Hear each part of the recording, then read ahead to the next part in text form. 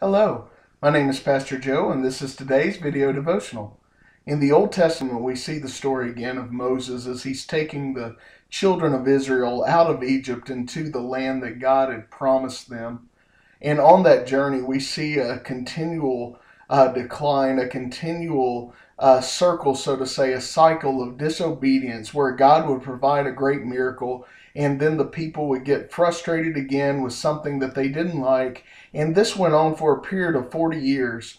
And just before they're about to get ready to go into the promised land, just a few steps before they were preparing to go in, after so many years, they spent 40 years in between the time of disobedience coming out of Egypt before God said they were allowed to go into the promised land because of disobedience. We see that the people were complaining again that they didn't have any water. This wasn't the first time that this had happened.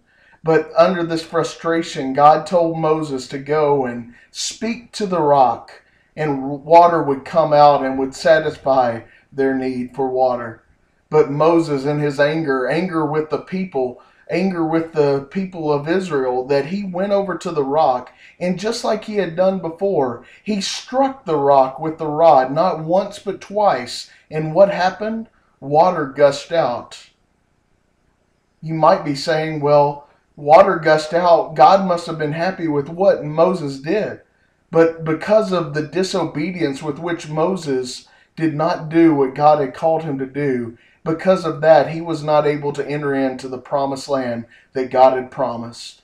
Only two people were able to enter into the promised land, Joshua and Caleb, the two witnesses that witnessed that they could take the city, even though there were giants in the land. They were the only two who, of the original people that came out of Egypt, were able to go into the promised land. Even Moses, because of disobedience, wasn't allowed to go into the promised land. Even something so small as, instead of striking the rock, or instead of speaking to the rock, he struck the rock. God knows exactly what it is he wants us to do, and the things he wants us to do are important to him. God calls us to complete obedience to him, not to do what we're comfortable with, what we have done before and it's worked. No, God asked Moses to do something he'd never done before. He said to speak to the rock, and God would pour out the water from the rock. Let us be careful to obey God's every word to us, God's instruction to us. And if you want to know what God's will for your life is, God's instruction for your life, then look at God's instruction book, the Bible. Open it up, read it, apply it to your life, and see change that will take place when you hold fast to the promises of God. Walk in obedience today and see the great miracles that God has prepared for you. Have a great day.